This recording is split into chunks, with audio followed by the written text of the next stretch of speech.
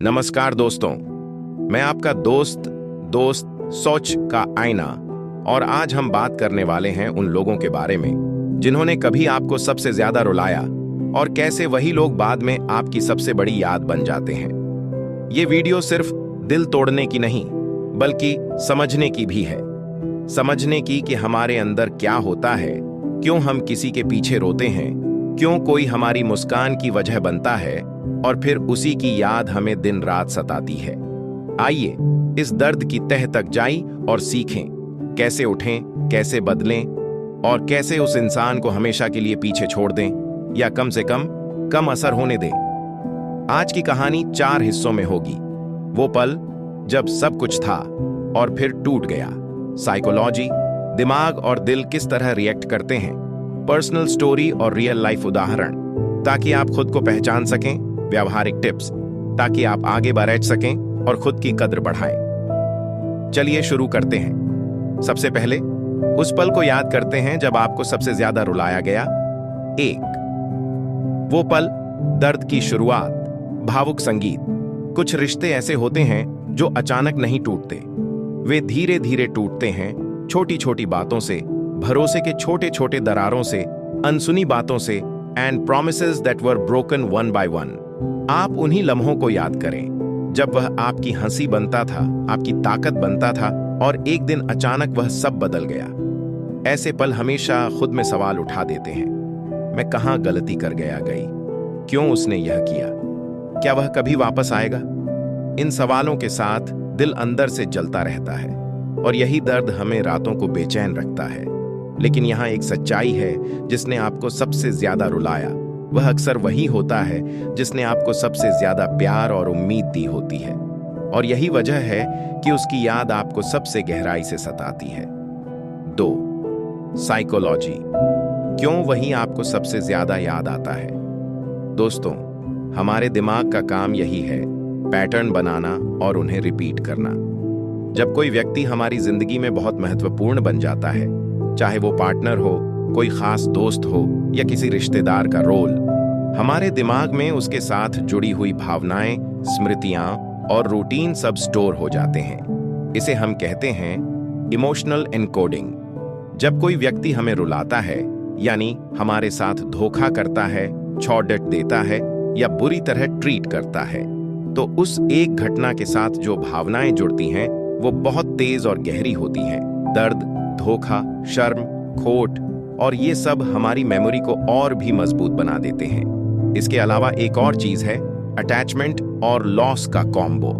जब किसी से अटैचमेंट होती है और वो चला जाता है तो हमारा ब्रेन उन रिवॉर्ड पाथवेज को एक्टिवेट करता है जो पहले उस व्यक्ति के साथ खुशियों से जुड़े थे।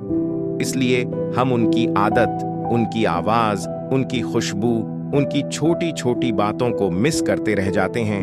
और यही वजह है कि जिसने आपको सबसे ज्यादा रुलाया वही आपको सबसे ज्यादा याद करेगा, जैसा भावनात्मक विरोधाभास आपके अंदर बना रहता है।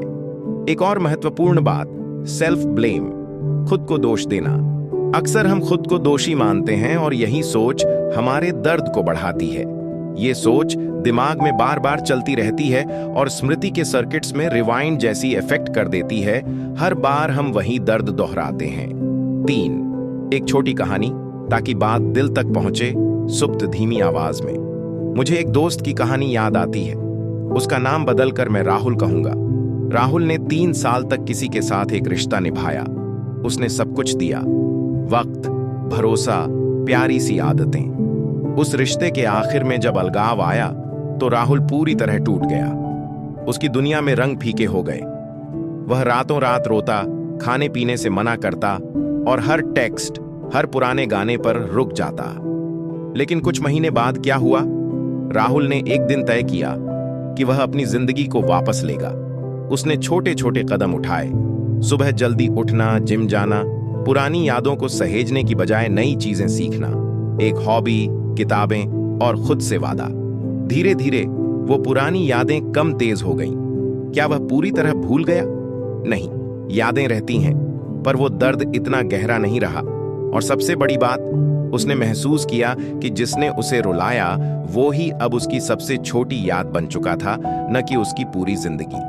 ये कहानी इसलिए महत्वपूर्ण है क्योंकि यह दिखाती है दर्द का होना सामान्य है, पर उससे उभरना भी हमारी इच्छा और आदतों पर निर्भर करता है। 4. कैसे पहचानें कि आप अब आगे बढ़ने लगे हैं? कुछ संकेत हैं जो बताते हैं कि हीलिंग शुरू हो रही है। आप पुराने दिनों की बातों पर उतना रोते नहीं, बल्कि उनसे सीखें निकालते हैं। आप अपनी सेल्फ वर्थ, आत्म मूल्य समझने लगते हैं। आप छोटी छोटी खुशियों पर ध्यान देते हैं, दोस्तों के साथ समय, किताबें, नया हुनर। आपकी नींद सुधरती है और आप अपनी दिनचर्या पर नियंत्रण महसूस करते हैं। अगर आप इन संकेतों में से कुछ महसूस कर रहे हैं, बधाई, आप सही दिशा में जा रहे हैं। 5. व्यावहारिक टिप्स दर्द को कम करने और आगे बढ़ने के लिए सबसे अहम हिस्सा। यहाँ 15 प्रैक्टिकल टिप्स दिए जा रहे हैं जिन्हें अपनाकर आप अपनी जिंदगी में बड़ा बदलाव ला सकते हैं। इन्हें धीरे धीरे अपनाइए। एक साथ सब करने की जरूरत नहीं, पर हर दिन कम से कम एक छोटा कदम जरूर उठाइए। 1. स्वीकार्य होना, एक्सेप्टेंस। सबसे पहला कदम है स्वीकार करना कि दर्द हुआ। खुद से झूठ मत बोलिए कि सब ठीक है, जबकि अंदर टूटन है। स्वीकारना ही पहले बदलाव की सीढ़ी है। 2. खुद को दोष देना बंद कर दें। यह मान लेना कि मेरा भी कुछ दोष था, सही हो सकता है, पर खुद को पूरी तरह दोषी ठहराना गलत है। रिश्ते 2 लोगों से बनते हैं और टूटते भी 2 लोग